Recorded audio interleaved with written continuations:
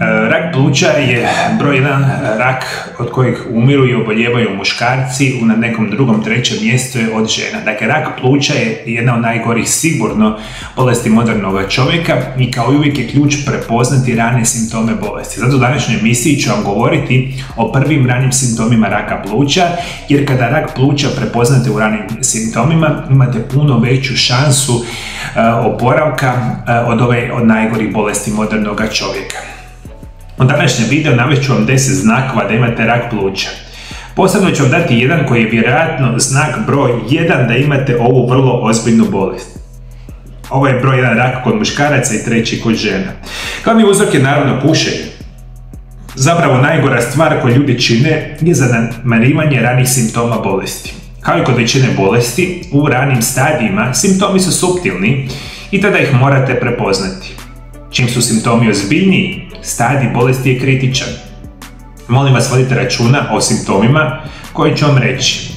Najgore što možete učiniti je ignorirati simptome bolesti, a kada ih otkrijete biti će kasno.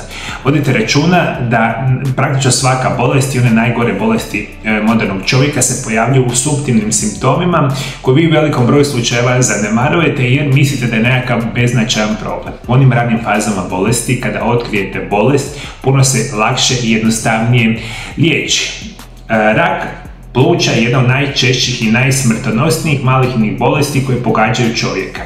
Prema podacima Europske mreže registara za rak pluća, po učestalosti je prvom ili drugom mjestu, ali je na prvom mjestu po smrtnosti. Činjenica da se rani simptomi raka pluća teško otkrivaju, znači da se do trenutka kada se dijagnosticira kod polovice ljudi već proširi na druge organe. Rano otkrivanje raka pluća, opažanjem prvih znakova i simptoma može vam spasiti život, pogotovo ako je netko pod visokim rizikom od ove bolesti. Ljudi sa visokim rizikom uključuju pušače i oni koji su izloženi pušenju. Prevedeno znači rak pluća u preko 90% slučajeva je uzrokovan pušenjem. Dakle, što više pušite, imate puno veći rizik od raka pluća.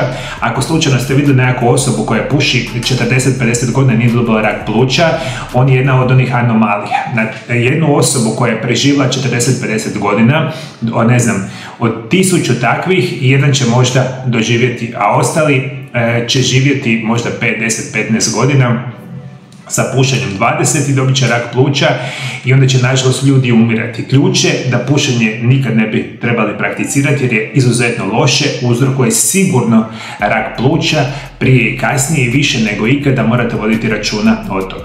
Koji su simptomi raka pluća da toga niste svjesni? Prvi je kontinuirani kašalj. Morate znati da pušenje posebno ima značajan negativan učinak na imunološki sustav i na razvoj raka. Kada govorimo o kašlju, koji ne prolazi ili se pogoršava, još jedan simptom koji se javlja je iskašljavanje krvi i ispljuvka boje hrđe.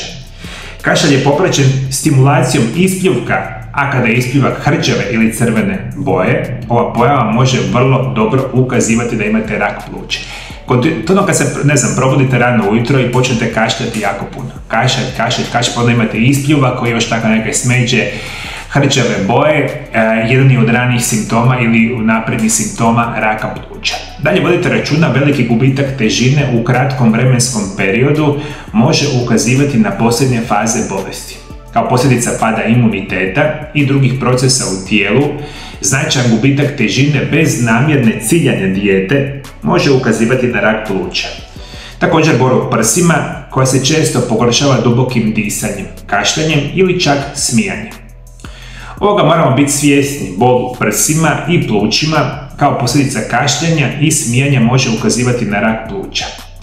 Ono što je dakle jako bitno za reći, čak osobe, dakle normalno ćete imati problema sa disanjem, problema sa kašljem, generalno sa kroničnim umorom. Ono što je bitno za reći, u nekakvom vremenskom periodu kasnije imat ćete problema sa gubitkom apetita. Jedan od onih simptoma koji mogu ukazivati da jednostavno nemate volje za hranom, niste gladni, kronično ste umorni, ovo sve može ukazivati da osoba razvija ili ima rak pluća. Kako bolest napreduje, osoba jede sve manje i postupno gubi na težini. Dugotrajna promuklost, nemogućnost adekvatnog govora. Suhoća sluznice, poteškoće sa disanjem itekako mogu biti prisutne kao posljedica raka pluća. a budući ćete dobiti kronični umor. Biti ćete cijelo vrijeme umorni i često ćete imati nedostatak daha, kratkoća daha, kronični umor, slabost i što je vrlo karakteristično za rak pluća je zvuk zviždanja pri udisaju i izdisaju. Jedan od onih karakterističnih simptoma onih naprednih faza bolesti to je kada udahnete i izdahnete, osjetite onaj zviždući zvuk. Kao da nešto zviždi jer vaši dišni putevi i vaša pluća jako loše funkcioniraju. Dakle, zviždajući zvuk i sami pluća koji kasnije čujete može biti jedan od onih simptoma raka pluća. Također vodite računa o sljedećem. U kasnijim fazama razvoja raka pluća imat ćete kontinuiranu upalu gornjeg dišnog trakta ili pluća. Upale koje ne prolaze ili se stalno vraćaju. Sve ovo što sam nabrajao spada u početne rane faze bolesti, ali i u kasnije. Čim primijetite bilo što od navedenoga, ponavljajući se dulje vremenski period, osobito ako ste aktivni ili pasivni pušač, a postoji mogućnost razvoja raka pluća, nemojte ignorirati simptome. Ovo su vrlo ozbiljni simptomi i potražite stručnu liječničku pomoć i pravilnu dijagnozu što je prije moguće. Neki od ovih simptoma uobičajeni su za druge bolesti, što zapravo nije važno. Važno je da prepoznate bolest u ranoj fazi. Ja bih u zadnjih 5 godina educiranja svih vas na društvenim mrežama, specijalno YouTube kanalu, je ključ da vam dam najbitnije informacije, da prepoznate najranije faze i da kasnije liječite najgore bolesti modernog čovjeka. Danas na mome kanalu imate nekoliko desetaka video zapisa vezanih za prepoznavanje simptoma raka pluća, kako se prirodno liječi i puno toga. Ono što je isto tako bitno za reći, ključ je prepoznati simptome ranije. Rekao sam, ako osjetite kašljanje, imate ispljuvak, otežano disanje, kronično ste umorni i slične simptome, a specijalno ako pušite, za Boga miloga odite kod vaših liječnika, napravite dijagnostičke pretrage pa da vidite li imate rak pluća. Najbolje bi bilo da ga nemate, ali ako ga otkrijete u ranijim fazama imate veću šansu za preživljanje. Rekao sam, ovo je najgora bolest kod muškaraca što se tiče raka, izuzetno veliki broj osoba oboljeva zato što primarno veliki broj osoba puši i kad tad osobe naravno dobivaju rak pluća. Neko to može dobiti sa 70 godina, neko ga može dobiti sa 30 godina, bez problema, ako redovito pušite. Zato moja preporuka, živite zdravo, nemojte nikada pušiti. I što da vam još kažem, uskoro, moji dragi gledatelji, je stvarno uskoro izlazi moja 3. knjiga. Moja 3. knjiga se naziva Čudesni prirodni lijekovi, drugi dio.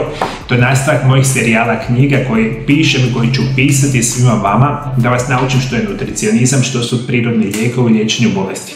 Moje znanje zadnjih 20 godina i rada sa pacijentima zapravo iz cijeloga svijeta mi omogućuje da vam dajem ove najbitnije informacije.